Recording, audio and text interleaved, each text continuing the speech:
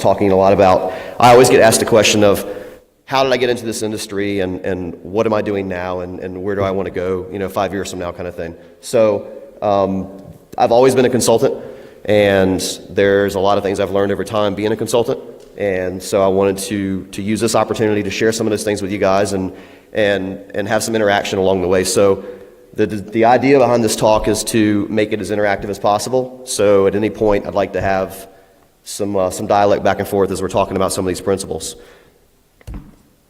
So a little about me. I'm not going to bore you here, but I've been doing consulting now since 1998, and I've always been kind of in the security industry, doing penetration testing and a lot of other services that kind of fall under the security umbrella, if you will.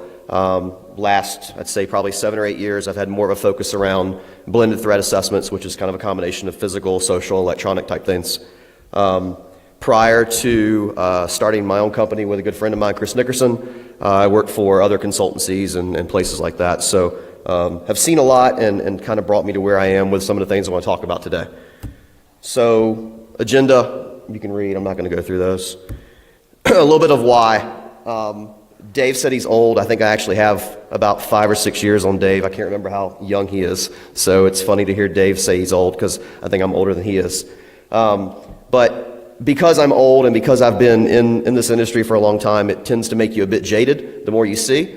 Not only interacting with the clients and the customers and environments, but also interacting with peers. You become a bit jaded because of things you see and you want to change, but you can't necessarily change as fast as you want to. One of the other issues that we've seen for a long time, and I'm sure Dave can attest to this, which is why he's not twice the size he is real consultants are few and far between. There's a lot of people out that take the title of consultant these days, and they don't really know the definition behind what consulting means. So hopefully today we can kind of touch on some of those as well, and you guys can ask some questions along the way. One of the other things that is awesome to see in an environment like this is the opportunities that you guys have today didn't exist for us, as Dave was kind of hitting on a bit. The conferences and the workshops and the training programs and the open conversation, the open conversations that you can have with your peers, whether it's in person or over the internet, those just didn't happen. So there's a lot more information sharing, a lot more learning experiences that just didn't exist when we were growing up. So it's awesome to see things like this where we can actually share and talk about what we've learned and where you guys are trying to fit in and learn too.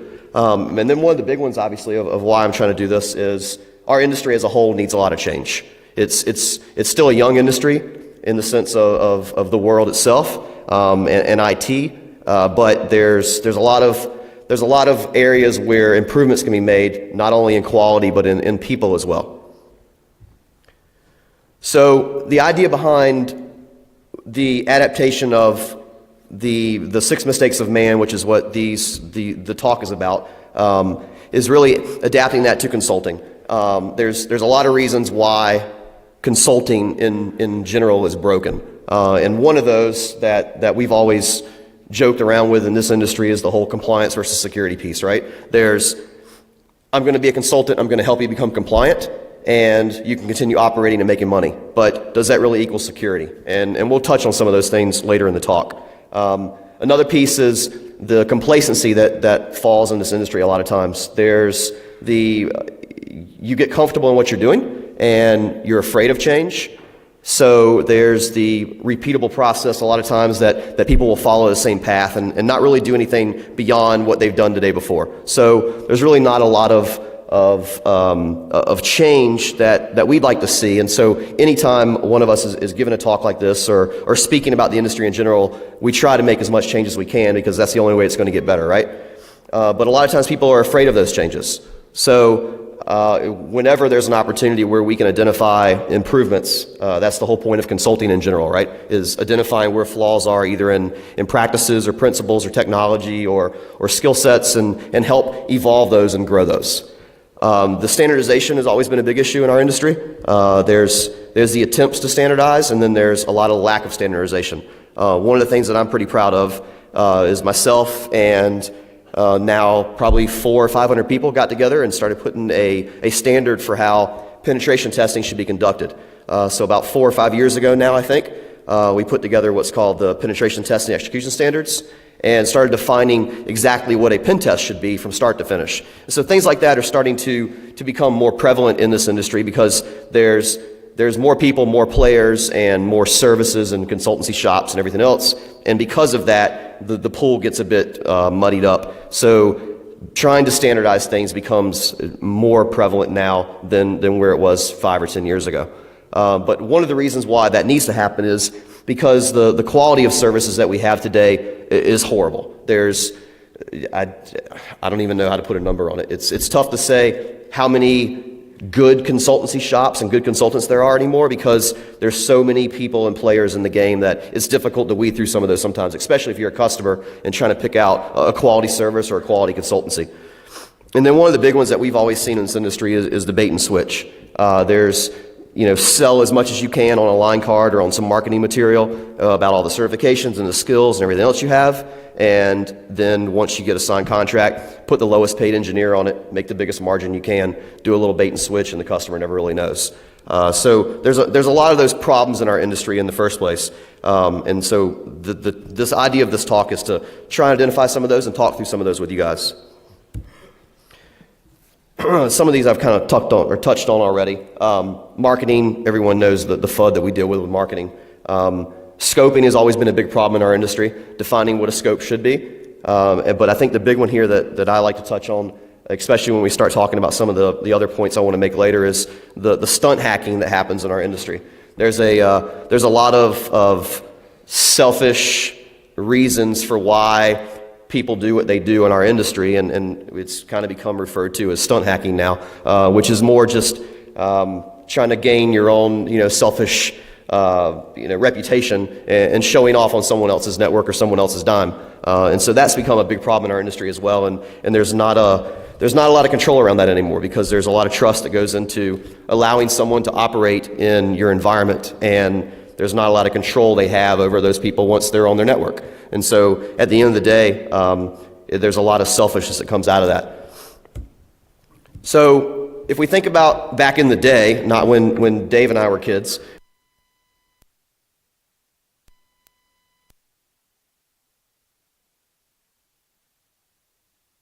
so back when there was, yes, this is going to happen all day. I'll be really loud and really quiet. It's a test. Back when Cicero was around, which is who we're getting to, there was what we refer to today as red team testing, and his idea or their idea back in the day was go in, conquer, burn it down. And we can't really go in and conquer and burn it down now. So there are some limitations for what we're allowed to do when we do interact with someone's environment. So who is Cicero? Have you guys studied Cicero at all? Anybody recognize the name? Awesome. So there's a few in here. So ancient philosopher, he was known for a lot of things. One of the big things that he was known for is his public speaking and his introduction to Greek philosophy for the Romans. And so when you think about Cicero as a person, there's a lot of things that you can equate to what a consultant is. Public speaking, presentations, writings, being the subject matter expert, if you will, on various topics. All those things kind of fall under the umbrella of what a consultant should be. So if you adapt who Cicero was to what a consultant is present day, there's things that align very well, right? There's the consultants should be these experts, these pioneers in the game, and there's a lot of consultants that you guys have probably either seen present or watched their videos or used their tools, and I would certainly consider those pioneers in our industry. They're paving the way for new services, new value, new tools. A lot of those qualities that Cicero had, you can find in some of today's consultants and experts in our industry. But there's also other qualities that you can equate to those. The being a positive and influential speaker, being able to stand up and stand in front of people like today and relay some kind of information to them, and they walk away with more knowledge and some kind of vision into something that maybe they never had exposure to. And so a lot of those qualities that Cicero was able to do back then still are valuable qualities today when you think about a consultant in our industry. One of the big things that I've inserted my foot a lot of times in my mouth, but it does happen, is being able to speak your mind and not let some of those inhibitions get in the way when you're talking to clients, talking to peers, and having enough courage to state your opinions instead of letting the industry kind of, shape you and control how you think or where you want to go and work or what your direction may be. So when you think about a consultant, while they have very strong opinions a lot of times, many of them are afraid to speak those because they're worried about what their impression might be or their reputation might be if they're wrong in their peers' eyes. And that shouldn't be how a consultant or anyone should operate, right? You shouldn't have to necessarily worry about what someone's going to think of you when you state a belief in something. And if you feel strongly enough about it, you should at least attempt to try and educate someone else about how you feel without being a prick about it. And so there's the right way to do things and the wrong way to do things. And so when you think about applying some of those principles to these powerful philosophers and orators and speakers, there's the right way for them to present their information, and there's the wrong way. And there's a lot of both in our industry today. And then the other big piece, I think, is the education. You guys are obviously, doing well there. You're on the right track to have a formal education and something that you hopefully are passionate about, and then being able to take that education and that discipline and use that as a jumping point for your career. So one of the last pieces that I like is Cicero was very, very good at profiling mankind. And that's a big statement, obviously, for a philosopher. And if you try and put that into the sense of a consultant, a lot of times when we're talking to clients, you have to understand their mentality. You have to read people. You have to know what they might be open to and where you might be able to open their mind a bit more because they haven't necessarily thought about these things. So when you look at Cicero versus today's consultant, there's a lot of areas where you have the ability to identify with people and relate to people and profile some of those things, and then use those nefariously when you're doing attacks too. So that's a whole nother talk. So let's talk about these 6 mistakes or 6 principles that Cicero came up with. First one is the delusion that personal gain is made by crushing others. If any of you have worked in our industry or in a lot of industries, that's a big one. That exists a lot today. There's a lot of egos, there's a lot of reputation, and there's a lot of belief that the only way you're going to excel is to step on others along the way to make yourself look better. The second one is the tendency to worry about things that cannot be changed or corrected.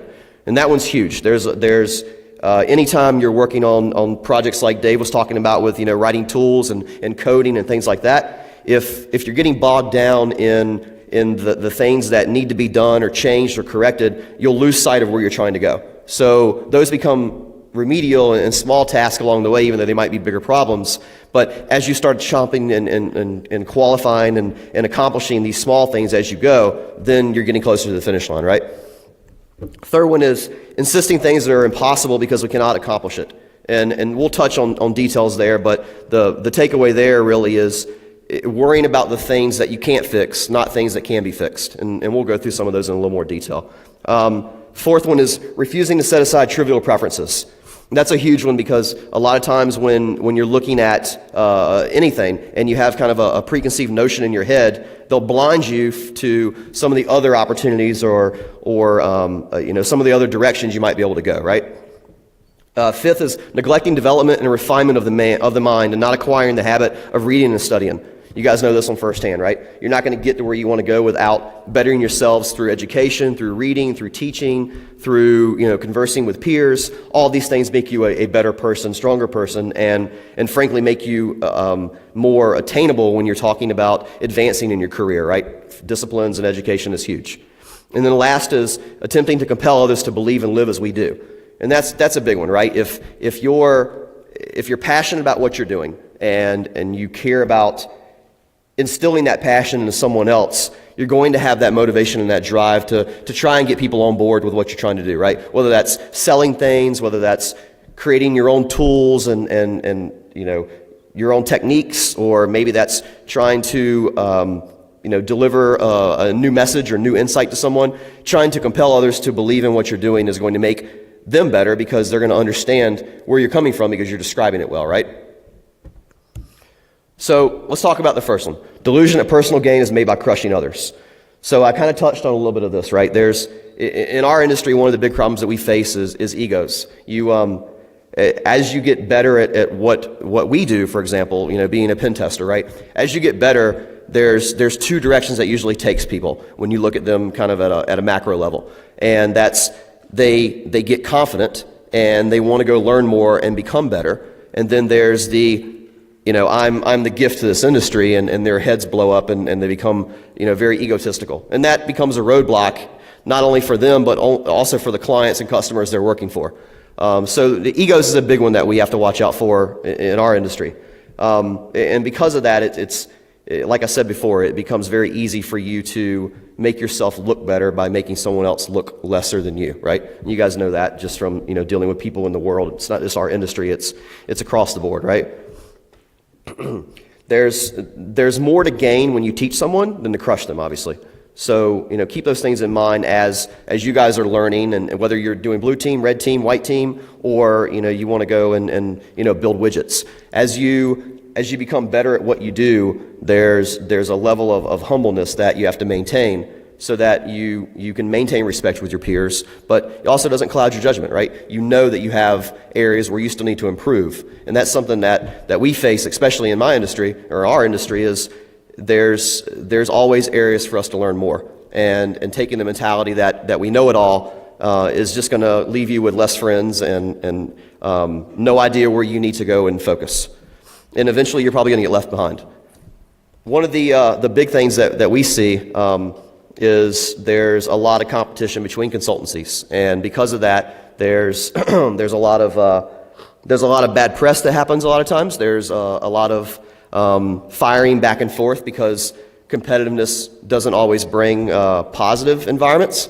And Dave knows this well, dealing with bidding on jobs. I'm sure John does too. There's a lot of bad tone that occurs between consultancies a lot of times when in the end we're all kind of out for the same thing. It's not making money, it's helping our customers. And so when we're doing things like that, it's difficult sometimes to navigate your way through some of that and keep focused on where you're trying to go. The one we always joke around about is the don't hack angry. It's the same principle applies there, right? If during red team tomorrow, if we're beating our head trying to break into one of your systems and we can't get in and we become angry, we become a bit clouded on what we're trying to do. And so same thing applies here, right? If you're becoming angry at your peers or at the industry, you're going to lose focus on where you need to go, right? And then the big one that I try to believe every day, and I think Dave and John and everyone else that operates in our small box, because it is a small industry, is there are no experts anymore. There's areas where all of us are strong. There's areas where all of us need to improve. And being a jack of all trades is much more valuable these days than being a subject matter expert in one or two pieces. So don't feel like you need to become an expert at one particular piece of your industry. Broad knowledge these days is much more positive, especially when I'm looking to hire somebody. A broad knowledge is much more beneficial and valuable to us as a shop versus having an expert in pen testing or physical security or coding or whatever it might be. You guys have questions? Anything? Good so far? Hear me? Awake? Awesome. Yeah, I know, right? I need like an assistant or something. Don't you have like teacher assistants? They like bring you things? Yeah.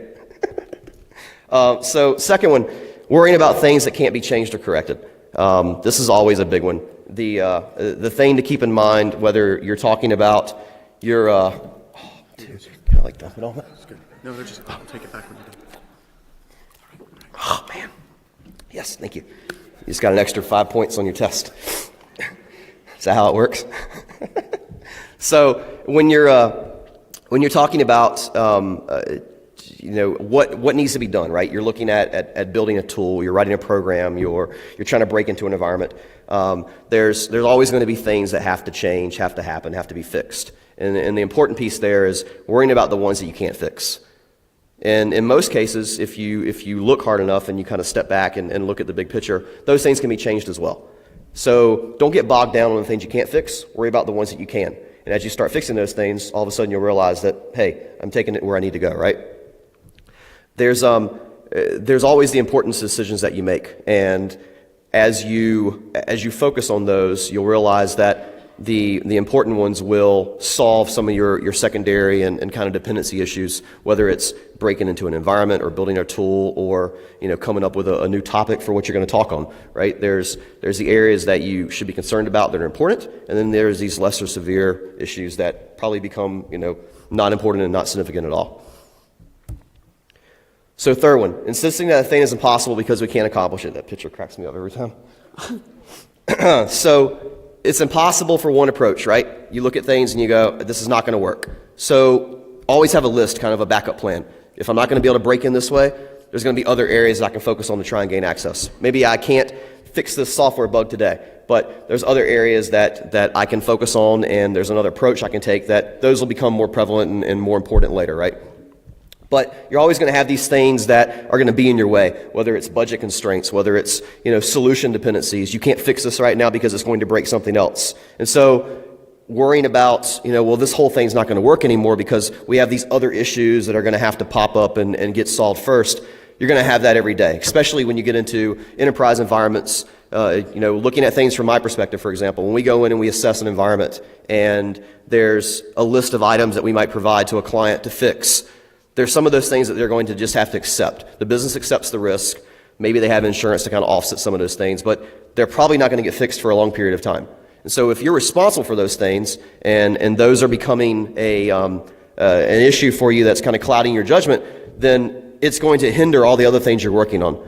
So as a business owner, as a CISO for a company, as a director of security and you're managing an environment, whatever it might be, there's always going to be areas that you can't necessarily fix right away. Same thing applies tomorrow for the competition. There's going to be things that you might be able to fix first. There's other injects coming in. There's other responsibilities you might have. And so focusing on what you can do right now is going to give you a much better leg up when you get to the point of those things you've accepted for a period of time, right? And those things apply to, what you guys have been doing in school as well. There's areas that you can accomplish right now, and there's things that kind of have to wait, put on the back burner a bit.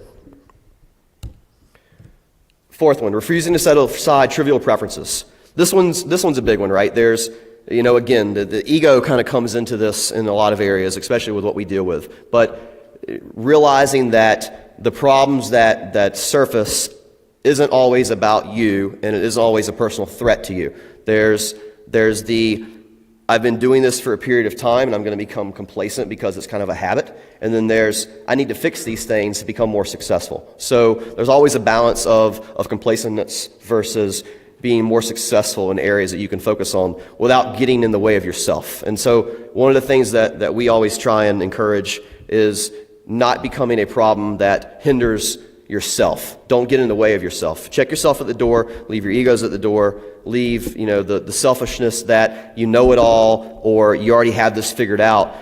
Leaving some of those things at the door and keeping an open mind as you start going into some of these new environments, into a new job role, into a blue team environment tomorrow. Having those things behind you when you walk in with a clear mind is going to give you a much better leg up on the competition. Fifth one, neglecting development and refinement of the mind and not acquiring the habit of reading and studying. I don't think we need to really go into that one. You guys probably know that one pretty well being in college, right? The picture. The self-improvement piece is huge, right? You're only going to get better if you study. You're only going to get better if you learn from your peers and you come to things like this and listen and learn. You're only going to get better if you have enough humbleness to go, I don't know enough about this. I'm going to learn from someone else. And so keeping those things in mind as you continue in your education as well as going and getting a job in the industry, those things become more important to you, especially when you take on a new role or a new position in a company. There's going to be areas where you don't know everything, and falling back on the principles you're learning right now in college is going to give you a much better leg up as you start going and realizing that there's so much more you have to learn. You've learned this much when you were inside these walls, and now you're in an environment that's not necessarily what you learned in a textbook. There's going to be a lot of personal development. There's going to be a lot of research. There's going to be a lot of reading. There's going to be a lot of frustrations realizing that you don't know as much as you thought you did. And that's unfortunately what we kind of face every day. And the last one is attempting to compel others to believe and live as we do. So there's different beliefs in this room. There's a lot of different beliefs in our industry as a whole. And because of that, there's a lot of diversity. However, if we harness that diversity and we use it the right way, diversity creates new ideas, right? Diversity brings creativity. And so because everyone has different opinions and because you can get together and talk about those, eventually something's going to come to the surface above all those others. And so that's how those things get created, whether it's, again, a new tool, a new product, a new technology. For us, we're always launching new services, and those things are spawned because when you sit down in a room with your peers, there's a lot of different opinions and different ideas. And so as you start hashing those things out, something's going to come to the surface more than the others. And that's how those things become, new services, new products, new tech. If you think about things that have, come, over time, whether it's, flight or space travel or, cloning sheep or whatever it might be, all those things started with someone sitting in a room and someone else telling them they were probably wrong. So keep those things in mind as you have these ideas. Is don't be afraid to discuss them. Don't be afraid to reach out to your peers and kind of bounce ideas off of each other. A lot of them will get shot down, and then you'll find that one of those that you probably thought wasn't very important, someone else goes, "You think you've hit something there? Let's focus on that more." I don't know if you guys recognize this guy or not, but this is from an old slide, and it actually fit this talk pretty well. And the easy solution for a lot of this is just say no to bad consulting, right? That guy right there he's a consultant in Atlanta, and he's probably one of the worst because he claims he's the world's #1 hacker. And so for a while we were all kind of beating up on him, and he became kind of the face of the industry, if you will, for the things not to do. But in reality, let's talk about what is and is not consulting. So take a customer, for example. They have a service, they have a need, and they hire someone to come in and perform this task, right? So contractor comes in, not a consultant. They do the job. Maybe they're an engineer by title. And when they're done, they get paid and they walk away. But if you look at the service that they provided, they did a service and had an outcome that probably would have got from anyone else they hired in that industry, whether it's replacing your AC unit or putting a roof on your house. Chances are, if you call any of the numbers in the phone book, or whoever uses a phone book these days, but if you call anyone that's under that title of putting a roof on your house, they're going to come in, they're going to install the roof, they're going to leave, and chances are you could have got the same roof, same quality from 10 other people down the block, right? But if you think about those things, by definition, there was no consulting that occurred. They came in, the customer needed something done, they performed the task, and they left. So by definition, that's not consulting. That's engineering. That's maybe doing, some kind of contract work. But there's no interaction. There's no dialect. There's no information sharing. There's no, trying to educate that person to do something more than what they're already doing. And chances are, when they were hired to do the job, the customer told them what to do. So it was already pre-canned and laid out for them to do already. So why even hire an expert in that area? You already told them what to do. And in reality, the way consultants are viewed and how they should be viewed is they are coming into the environment with a large amount of knowledge in that area. And that's why you called them. You called them because you don't necessarily have the expertise in that area. So you've called the subject matter expert to come in and have a conversation with you to figure out exactly what you need. And that's the whole point of consulting. If you already knew what you needed, just hire the engineer down the block to do what you want them to do, and they walk away. But the art of consulting, if you will, is being able to have those interactions with customers and sit down and go, let's figure out where you really want to go. Let's figure out what it's going to take to get you there. And so that by design is what consulting should be. And if you're in the market to get some of those services done in the future, start filling those things out. Have those conversations and be able to play, with the person you're talking to a bit to figure out, are they offering new ideas? Do they have the courage to say, you know what, that isn't necessarily correct? Do they just care about getting your money, or do they actually care about having those conversations going, I recommend doing it this way. I don't necessarily agree with everything you're saying, or maybe I do, but there's the open interaction that you're having with those customers to not only educate them a bit where they might be short, but they also view you as an expert because they called you in the first place. So be the expert. Give them as much knowledge as you can about what they're asking you to do. So some of the pitfalls that we see in our industry is where consulting falls short. And a lot of those is because the right questions aren't asked. That open interaction, right? That dialect of, well, I called you for this particular reason. How are we going to get to, the finish line where I need to go? And so there's a lot of bad habits that come into play when you're having those interactions. And at the end, if you haven't had the right service performed by the right consultant's shop, then there's really going to be no value when they're done. They're going to leave with a stack of papers on your desk. You're going to write a big fat check, and nothing's really going to change in your environment. So as you're looking at areas where improvement can be made to an organization, think about what the outputs are going to be. Is it really going to change that business? Is it really going to change the environment? Or are they really just going to sit back and push the papers to the side and a year from now have the same conversations with someone else? So let's do a quick little case study. If I'm a customer and I'm asking for a pen test, Dave, John, you guys can't answer. If I'm asking for a pen test, what's the first thing that should be asked? Got it. First shot. If I had something, I would throw it to you. I don't have any gifts. So why? Why should be number one answer. And because of that, if you don't know why you're having the conversation in the first place, you don't know where to take them. Excuse me. Did they hear that, pen testing was cool at a bar talking to somebody? Did they have a breach? Did, they have some kind of compliance driver behind it saying that they have to get this done before, the end of the year? What are the reasons why you're even on the phone talking to them, or you're sitting down at the table and possibly trying to, get them to understand what you do? And so understanding the why is going to help you have some kind of direction of where you're going with it. And then at the same time, leave some of those common issues that we talked about already at the door, right? You don't necessarily have the perfect solution as soon as you sit down, but having those conversations with them, together you're going to be able to develop what that solution might be, whether it's, testing services, whether it's technology, whether it's burning it all down and starting over. There's a lot of different things that shake out once you start talking about the whys. So let's talk about kind of the version 2 of consulting, where things need to go if we're going to make some of these changes, right? And the big one for me is passion. If you're not passionate about what you're doing, then get out of the game, get out of the industry, because you're in the way of someone else that has much more passion behind you probably. And that's huge. Whenever we're looking at hiring someone, it's very easy for us to fill out, if they're technical or not. But for me, are they passionate about what they're doing? Because when a customer calls us and they want to talk about their environment or talk about, spending hundreds of thousands of dollars, hopefully, then there's a lot of things in motion there. There's, am I really bringing some kind of expertise to the table? Am I really instilling some kind of change in their environment? And are they really going to be better when I leave? Or am I just another, Joe Schmo on the block that's going to do a service and walk away? And so the passion is a big one, because without the passion, you're not going to care about what you're talking about. And I always make the claim that if I'm having a conversation with a customer and I care more about their environment than they do, then they're not the right customer for us. They can call someone else, and I'm sure you guys would agree with that, right? If they don't care enough about their environment, then I'm not going to waste my time devoting that much to their environment, because I have other customers that I haven't gotten to yet. So I'd much rather spend my time with them.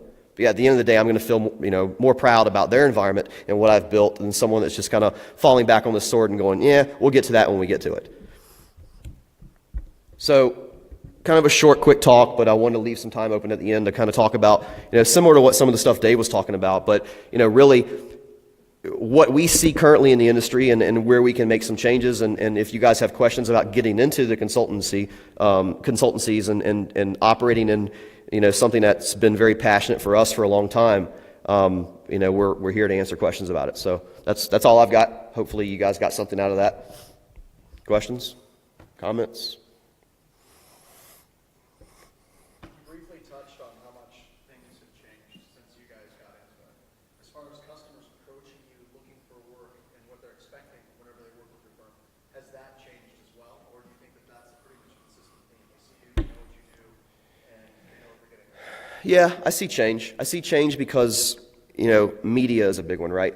Media brings awareness. And so there's the best conversations I like to have with our customers, especially the repeat customers, are the ones that come to us and go, I want to do this, or I heard about this, let's try something new. And so those are always great, because now we feel like we have one of our own inside that organization. They're the ones coming to us going, well, we didn't do this last year. Let's open up, the scope a bit. Let's open up services a bit. And so it's always good to see customers having the same passion and creativity for, I thought about, we did this last year and we did okay, but maybe we open up, phishing to all the business units now, or, maybe we do a physical security assessment because we've never done one before. So it's, seeing that kind of passion and creativity inside an organization tells us that we're doing something right. We're changing the industry. So for companies, a lot of times, you have your employees internally that you might have some really smart people at this company. You're coming in as a consultant, and you're probably encountering some resistance because they're like, why are they hiring this guy? No one listens to my ideas. And in my experience, it seems like a lot of times with consultants, we're telling them exactly these are the problems, and then they go back and they carry the report to management, and they're like, oh, you're so wonderful. Right, they just regurgitated it. How do Yeah. you overcome that both from the management side and from the employee side? It's tough. I think probably the big one for me to change things like that is trying to identify some of those things up front, like we talked about, right? Where do we want to take this, right? We can all, have you sign a check and do the job and walk away when we're done, but is there going to be any differences when I leave? And so understanding the environment becomes important in the beginning. What are the politics there? Are there going to be, roadblocks along the way? And one of the things that we try and highlight anytime we're doing testing is, instead of us having free reign on the network for a week and we get done and give you a report and you go, oh, I didn't know about these things. Along the way, as we gain access and get more privileged access, I like to change direction based on what the business is looking for. Are there areas that we can bring extra focus to? Are there areas that you've been telling the business for 2 or 3 years now to fix, and they're tired of hearing you talk, but if a consultant tells you, it's a bit different? And that's kind of where it goes when management is shaping that report. They want someone else to be the microphone.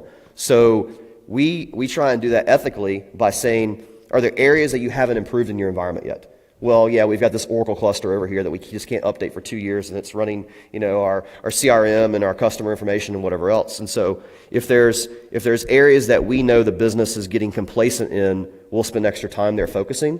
But we try and stop it with them telling us how to write the report or them telling us what information needs to be in the report.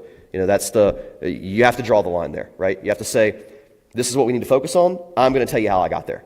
And then I'm going to give you recommendations on how to fix it. It's your call if you want to have conversations after that. But at the end of the day, there's very little, forcing the hand, if you will, of how we're going to relay the information. And we've been, knock on wood, we've been fortunate enough to be able to do that with customers. And if customers ask us to do something we don't feel comfortable in, they're not our customer anymore.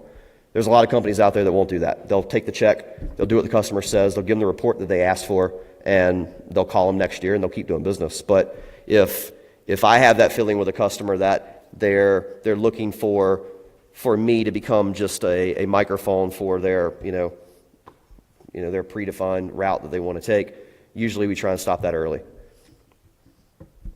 What kind of distribution are you seeing where the weaknesses are technical versus operational processes? And then when the clients get the report, I don't know if you follow up with them and stuff, but I can see them more likely to implement technical patches and stuff like that, whereas operational processes are bigger problems involve Yep. So you kind of talk about that too. Yeah, so whenever we're doing a pen test, for example, right, exactly what you said, there's the symptomatic issues of patch is missing, I need to go install this patch. But that's a constant game you're playing. So anytime we're looking at an environment, we try and identify things at a root cause, right? Why are these patches missing in the first place? Is the patch solution broken? Is the validation side broken? Is the business not pushing patches in the right amount of time? Is the process broken? Is the skill sets deficient in the areas that they are trying to focus on in the vulnerability program?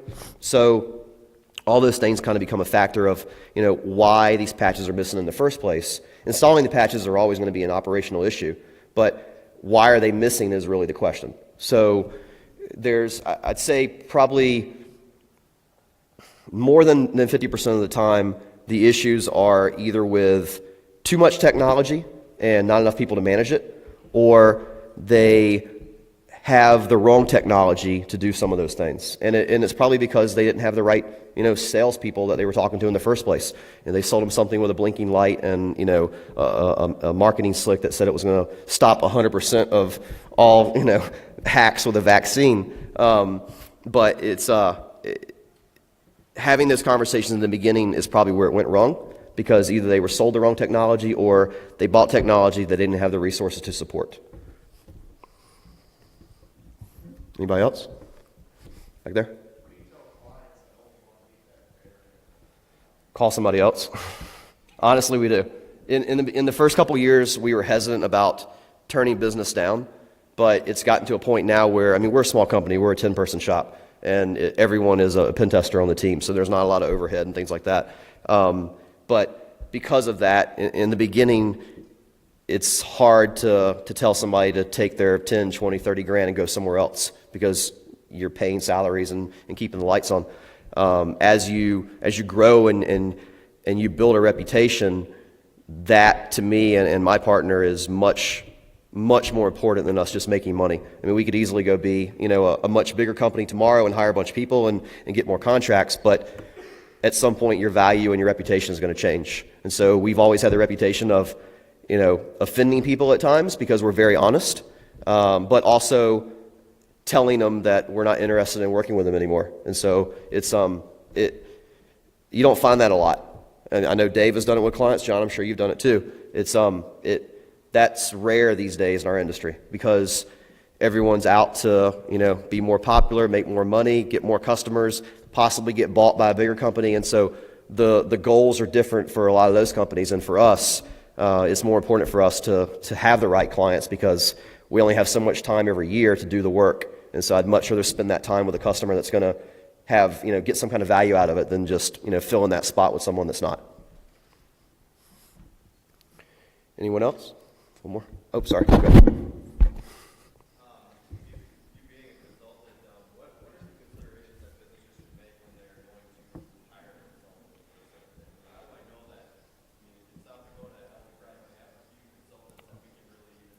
Right. I think one of the big things that we don't see in our industry is people checking references. If you were to put a roof on your house, take that analogy again, you'd probably at least get one or two references, maybe somebody in your neighborhood, and talk to them about the quality of work that they had. And every once in a while, customers will ask us for those, but usually they're in some kind of RFP process, and it's just, that's a requirement on their bidding process. So references, I think, are a huge one. We don't do that enough. And so anytime someone asks us, is there, and it's rare, I say 10% of the time we get asked for references. So I'd like to see more of that. There's always the issue of, well, they're going to call, the friend of this guy, and the friend's going to give them a stellar review, but you do the same thing when you're hiring somebody. You check their references, you check their employment history. So why not do that with your consultancy? The other piece of it is, what do they do outside of the 8 to 5? Are they instrumental in the industry that we operate in? Because in reality, our community is pretty small. If they've been in the industry for 3, 4, 5 years, chances are we probably know them, or at least can call someone that does know them. So when you're talking to new shops and new names, it's good to at least kick the tires and ask around. So I think references are a big one. And then what do they do outside? Do they present? Do they go to conferences? Do they do things like the standardization stuff that we were doing as a community? All those things I think become valuable, because that shows you that they have a passion in what they're doing. It's not just an 8 to 5 for them. I think you had one. Yeah, I was just wondering if there's any challenges, or if it's just kind of boilerplate with rules of engagement. Yeah. Is it pretty straightforward, always kind of the same, or do you run into any challenges? It depends. If customers have never had a pen test, they're very apprehensive about it. So there's a lot of kind of rules that you have to define up front. And they'll ask questions that you'll kind of, laugh at, but you have to answer them. Well, you're not going to take anything down, are you? You're not going to, do denial of service, right? And so all these things that we try to limit impact to the business. So, there's the, I can't tell you that nothing's going to go down, but that's certainly not our intention. So those kinds of questions get asked with new customers that have never really gone through that kind of service. The ones I think that are probably more relevant for what you're asking is if we're doing things like physical security. What are the rules there? Are we allowed to break in after hours? Are we allowed to, press the guards a bit? Or is there a chance that they're going to, have mace or stun gun or something and possibly, shoot one of us in the parking lot? So there's always those questions that we have to define, but that's more around a safety and protection issue. For the business, I think the only ones that kind of come as curveballs sometimes is how are we going to protect their information, right? Because the goal of our test is to steal their stuff. And then they pay us to give it all back pretty much. And that's the joke we make anyway. But when they've never really had a lot of those services and they're requesting that, they're very nervous about it, naturally. So there's a lot of protection and rules that come into play sometimes with, well, how are my passwords? How is my databases? How is my customer information? How is the PII you're going to interact with? How are those things protected once it leaves my campus? And so those become more kind of defined in the rules of engagement as well, encrypted and all those kinds of things. Anybody else? Yell if I don't see you. Going once. Going twice. Sold. Thank you.